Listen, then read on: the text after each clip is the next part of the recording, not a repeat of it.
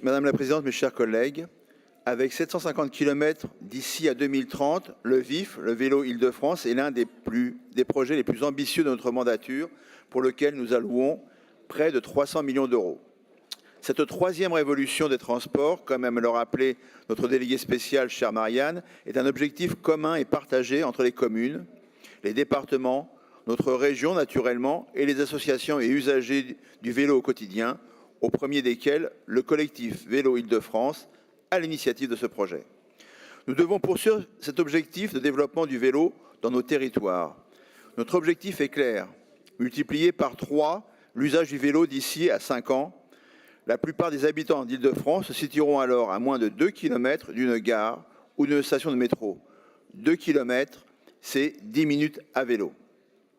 Développer les infrastructures nécessaires à l'usage du vélo est donc une nécessité si nous voulons être conformes à nos objectifs en matière de santé et d'écologie.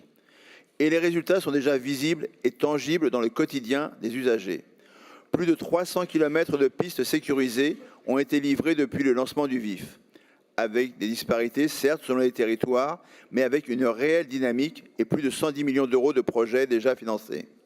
Au moment où nous parlons, 30 km sont actuellement en travaux et 170 km sont à l'étude. Il n'y a pas de mystère. Pour un enjeu aussi majeur que le vélo, tout le monde doit se mobiliser. Et c'est notamment le cas de la région Île-de-France. J'en profite ce soir ici pour rappeler que seront prochainement organisées les 3e rencontres régionales du vélo. Ce sera le 27 février prochain, ici, à Saint-Ouen. Chers collègues, malgré les incertitudes qui poussent certains à réduire la voilure de la dépense, notamment dans ce contexte difficile, la région Île-de-France doit être un exemple et poursuivre ses ambitions. Aussi, c'est la raison pour laquelle, au travers de ces 2 amendements, nous proposons d'abonder le budget vélo de 5 millions d'euros afin de mettre les bouchées doubles pour se rapprocher de notre objectif.